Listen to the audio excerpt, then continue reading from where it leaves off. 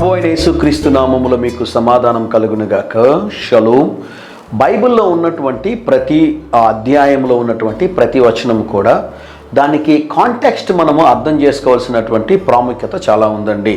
దేవుడు ఆయా సందర్భాల్లో ఇశ్రాయేలీలను ఉద్దేశించి దేవుడు కొన్ని వాగ్దానాల్ని దేవుడు తెలియజేశాడు. మీరు గమనించినట్లయితే ప్రియులారా, దేవుడు కొన్నిసార్లు ఇశ్రాయేలీల జీవితంలో వారు చేసినటువంటి భయంకరమైన తప్పిదాలను బట్టి దేవుడు వారిని హెచ్చరించినట్లుగా పరిశుద్ధ గ్రంథమైన బైబిల్లో మనం చూస్తూ ఉన్నాం. నేను ఒకసారి ఒక ప్రాంతంలో మీటింగ్ కోసం వెళ్తుంటే ఎవరో ఒక ఆయన మరణించాడు, క్రైస్తవుడు. ఆయన యొక్క ఫోటో పెట్టి పైన ఏ వాక్యం రాశారంటే, ఇది మొదలుకొని నేను నిన్ను ఆశీర్వదించేదను అని ఉందండి. చూసి ఒక్క నిమిషం నవ్వుకున్నాను. ఆ తర్వాత రాసిన వ్యక్తి చాలా ఆత్మీయుడిగా ఉన్నాడు అనుకున్నాను. ఎందుకంటే నిజమే కదా, ప్రభువునందు నిద్రించిన వారు ఎక్కడుంటారు? ప్రభుతో ఉంటారు. ఆశీర్వాదమే కదండి అది.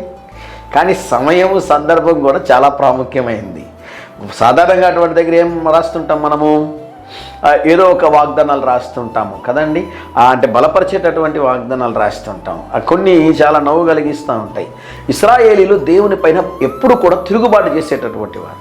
ఆశీర్వాదాలు పొందుకున్నప్పుడు వాటి విలువ తెలియక ఆశీర్వాదాలు పోగొట్టుకొని చాలాసార్లు దేవుని మీద తిరగబడినట్లుగా మనం బైబిల్ గ్రంథంలో చూస్తూ ఉన్నాం. ఈ ఉదయకాల సమయం కొరకు యెషయా గ్రంథము 60వ అధ్యాయము 10వ వచనము, నీ మీద జాలి పడుచున్నాను. మనము ఎప్పుడు కూడా ఒక మాట జ్ఞాపకం చేస్తుంటాం.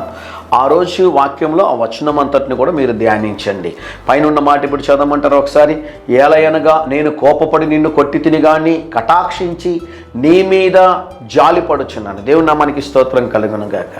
తల్లిదండ్రులు కూడా అనేక సార్లు బిడ్డలను కొడుతూ ఉంటారండి.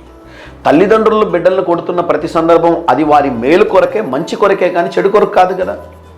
దేవుడు కూడా అంతే. ఇశ్రాయేలీల పక్షంలో చాలాసార్లు దేవుడు కోపపడ్డాడు. కానీ ఈ ప్రేమ కలిగిన దేవుడు ఏం చేశారో తెలుసానండి? జాలిపడి వారిని విడిపించినట్లుగా బైబిల్ గ్రంథంలో మనం చూస్తున్నాం. కొన్ని సందర్భాల్లో దేవుడు మనల్ని కూడా కొడుతూ ఉంటాడు. దేవుడు కొట్టడానికి ముందు హెచ్చరిస్తాడు. హెచ్చరింపుకి మనము లోబడి దేవుని వైపుకు తిరిగితే మంచిది, సంతోషం. అయితే ఆయన హెచ్చరికలను కూడా మీరు చెవిన పెట్టకుండా దాటి వెళ్ళిపోతుంటే, ఆ లిమిట్స్ని మీరు క్రాస్ చేస్తుంటే, మీ మీద ఉన్న ప్రేమను బట్టి కొన్నిసార్లు దేవుడు మీ మీద కోపపడి మిమ్మల్ని కొట్టి కూడా దేవుడు సరిచేసి మిమ్మల్ని విడిచిపెట్టడానికి దేవుని సేవకుడిగా తెలియజేస్తున్నాను. ధైర్యంగా ఈ దినాన్ని ఎదుర్కోండి. దేవుని సన్నిధి మీకు తోడుగా వచ్చిన గాక. ప్రియ పరలోకపు తండ్రి, ఈ దినం మా ప్రియులు తలపెట్టుచున్న ప్రతి కార్యములో జయమును అనుగ్రహించమని యేసు నామములో ప్రార్థిస్తున్నాము తండ్రి. Amen, amen.